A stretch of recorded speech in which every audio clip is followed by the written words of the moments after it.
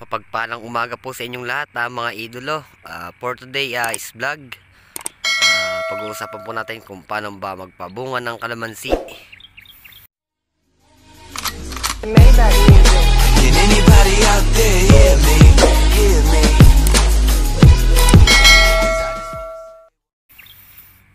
So, kumusta po ang lahat? Kumusta ang bawat isa? Sana po ay nasa mabuti kayong kalagayan. So, tara po at pag-usapan po natin kung paano magpabunga ng kalamansi. Ito pong ating video ay para lang po ito sa mga beginner. So, yun po. Paano nga po ba tayo magpapabunga? Pero bago ang lahat, ikutin muna natin yung ating matandang kalamansi. So, ayan, kung makikita nyo, mga idolo, yung bunga ng ating kalamansi ay marami-rami. Marami siyang bunga. So, ayan, nakita nyo, mga nakabayutok na yung ating sanga ng ating kalamansi. Ayan po, tinan naman po, maraming bunga.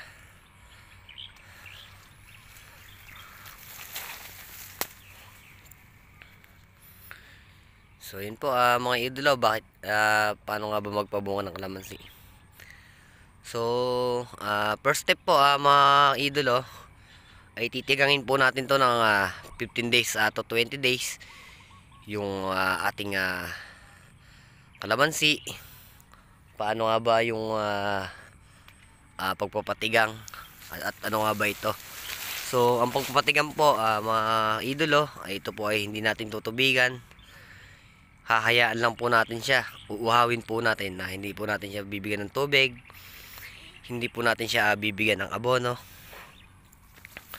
So, pangalawang step, pag po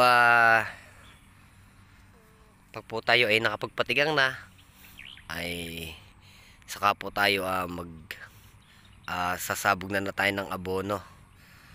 Magpapatubig na po tayo nun, sasabayan na po natin siya ng pag-aabono.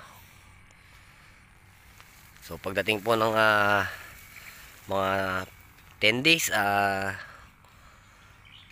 15 days, makikita nyo na po yung bulaklak ng ating kalamansi.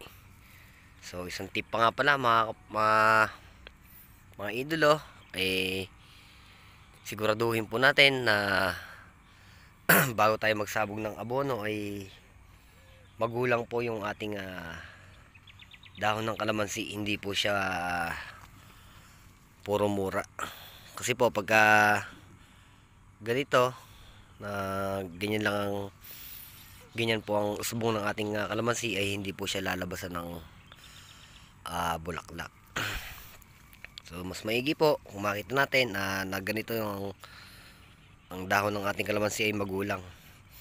So sa pagtitigang, mga idolo, ay okay lang po yan na makikita nyo mamamalipit yung ating kalamansi. Mas maigi po yun. Wag lang po yung masyadong pilipit na.